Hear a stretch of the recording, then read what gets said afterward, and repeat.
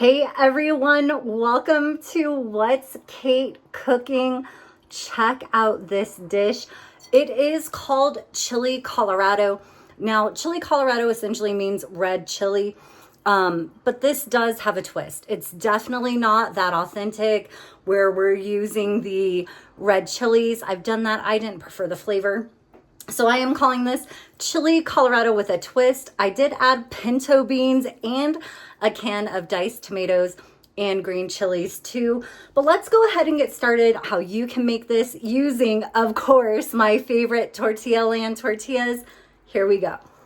I am starting chili Colorado. It is 10:08 a.m. I am getting this started later than I would like. But what I'm going to do, first of all, is I've got some onion, like 1 clove of garlic, and that's maybe like a quarter of an onion, some garlic, and then half of a jalapeno I'm going to put in here. I am using taco meat, just USDA choice beef taco meat. I have used stew meat for this as well. Essentially for me, what I like to use is a smaller cut type of beef with this. I have had it before with pork. I personally prefer the beef. And I'm cooking this for 2 people. We always have leftovers. Now, you may want to mix this all together in one bowl first. As you can see, it's getting pretty crowded there. But I'm going to add 2 tablespoons of cumin. And mind you, the real, I guess we'll call it chili Colorado, does use red chili peppers. I am choosing not to do that because I have done it before and I didn't care for the taste as much. I'm also adding 1 tablespoon, I'm gonna add 2 tablespoons of chili powder too. And again, another recipe that is different every time I make it because I usually don't measure. I'm just trying to be better about that. And now I am going to also add, let's see here, probably a tablespoon of olive oil as well. And now just going to mix all of that together.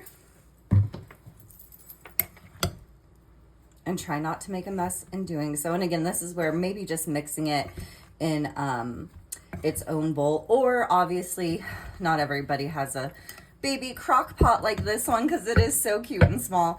But maybe you'll have room if you're using a larger crock pot. And mind you, it's all gonna cook down, so there will be, eventually a bit more room to stir it all together. And honestly, I'm not really too worried about mixing this all together right now, but I would like to. I just really hate extra dishes. And so that's why I'm always trying to avoid anything extra.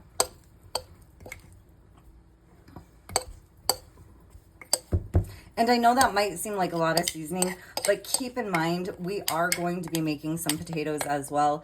So the more seasoning we have here, the less seasoning we'll have to add to those potatoes as well.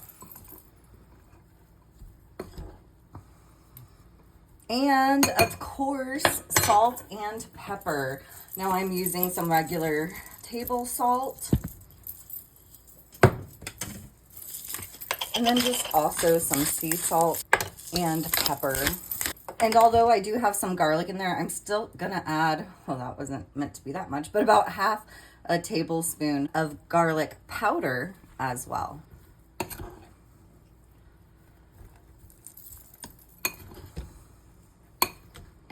Okay.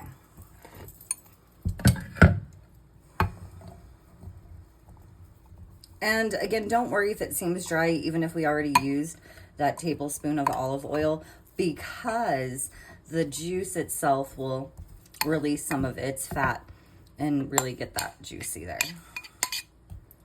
Okay. Now, a couple of tips. Check on your crock pot frequently.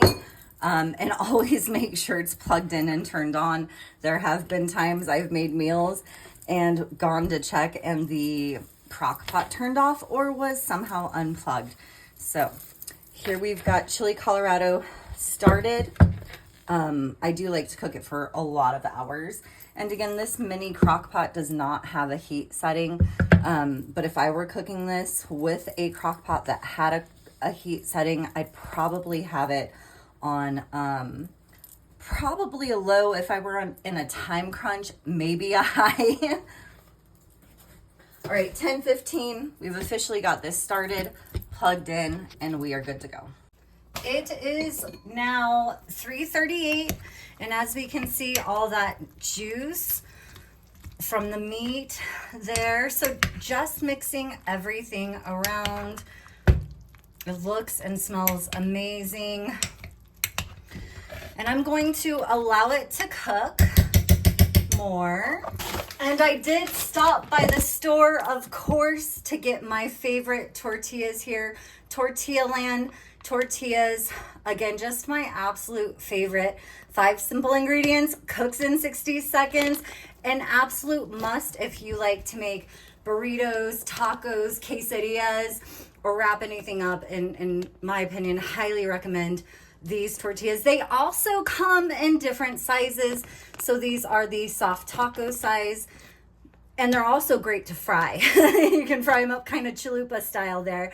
But gonna be heating these up and having this with the chili Colorado. And again, I still need to prepare the potatoes, so I'll get to that here soon. Getting started on the potatoes, I have a pan here on a 5 heat, and I really did butter the bottom of that pan. Now I do have 1 potato so far that I have cut up.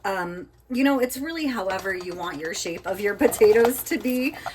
And I'm gonna cut up 1 more potato. As you can see, I am leaving the skins on the potatoes. This one was a medium to large, and this one more of a smaller one. And I'm going to salt and pepper these. This is table salt, sea salt here, and some pepper. And I am essentially going to want these to get brown and crisp. Even though they are going to end up in a sauce, I still want them to be crisp to start with there. Just mix all of that together, and then I am going to cover it. Continue to check in on it. Make sure I do see that it's browning, and just to keep it, you know, mixed together there so nothing burns. And then once I have the potatoes the way I want them, I am going to add in that chili Colorado, and then we'll fill one of the yummy Tortilla Land tortillas with everything.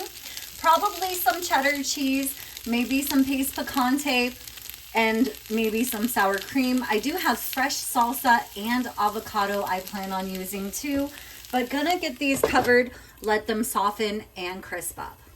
Okay, as we can see, they are starting to brown pretty quickly. Again, it is on about a 5 heat, so I am going to turn it down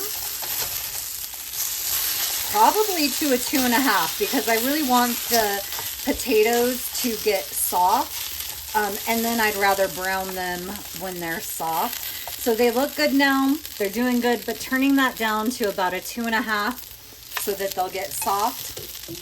I'd still continue to brown a little bit, because obviously it's going to take a minute for that heat to cool down. So it will continue to brown a few of these, which is good. That is what I'm looking for. That is what I want.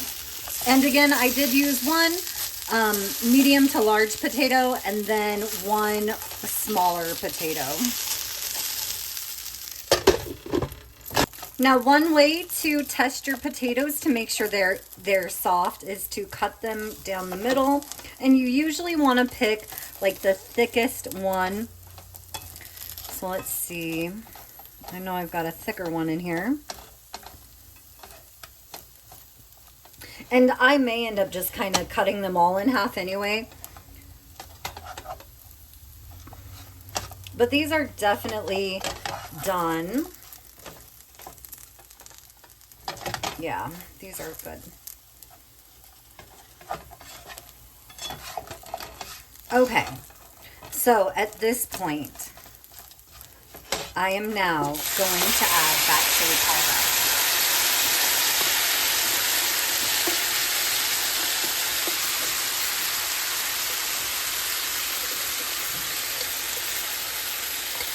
try and make the rest of this out of here. Because again, all that flavor, we essentially condensed it. When making this, I condensed all that flavor into the meat. And now going to allow it to flavor with the potatoes.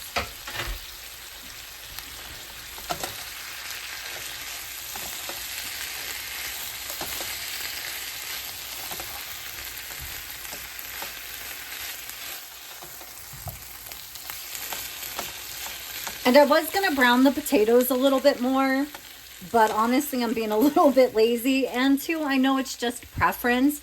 It really doesn't matter. And browning them is really to also get them more crisp, which of course, when we mix everything together, is not really going to matter.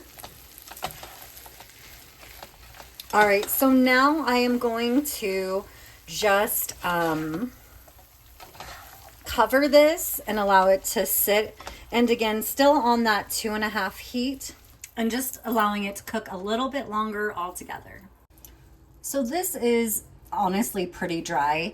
So what I'm going to do is I'm going to be adding, and maybe, you know, adding beef broth would be a good idea. I'm not going to drain this, but I'm going to add just a can of diced tomatoes with green chilies. And I'm also going to be adding a can of pinto beans. And then just mixing all that together to hopefully get it, and we can already see it's making a difference there. It's not as dry now.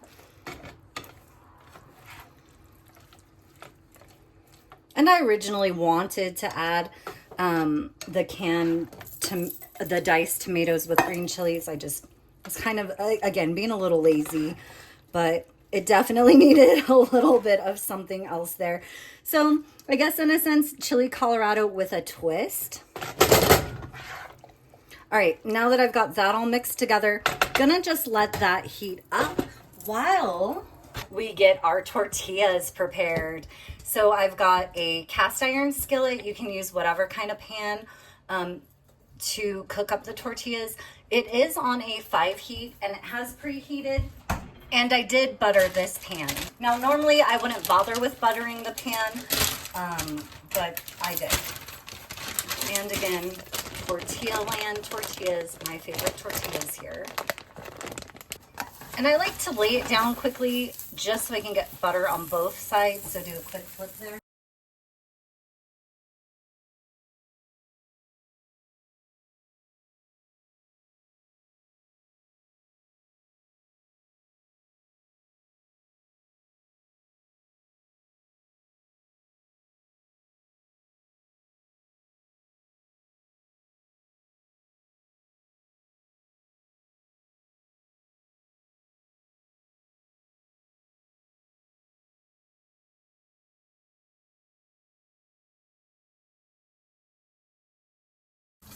And my burners aren't the most even, so I'm gonna just kind of cook it like this for a moment to make sure that those edges have also cooked. But so simple and so delicious.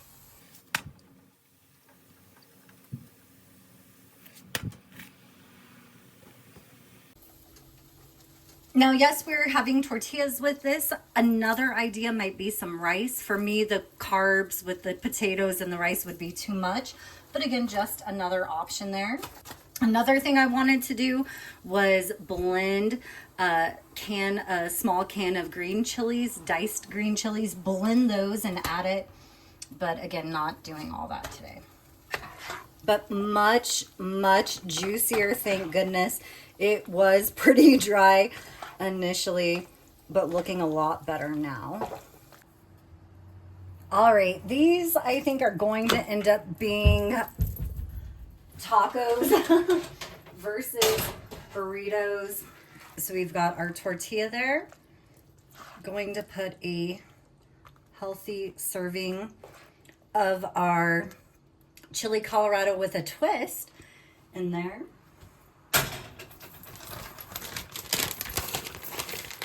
Going to add some Mexican shredded cheese, a little bit of sour cream, adding some avocado, And final touches here. I may add some paste, undecided, but definitely going to be adding some of that homemade salsa.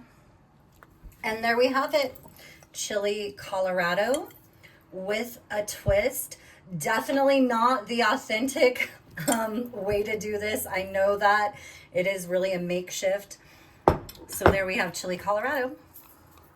All right, everyone, thank you so much for watching, showing up, and tuning in today to What's Kate Cooking. I'll see you back here next time.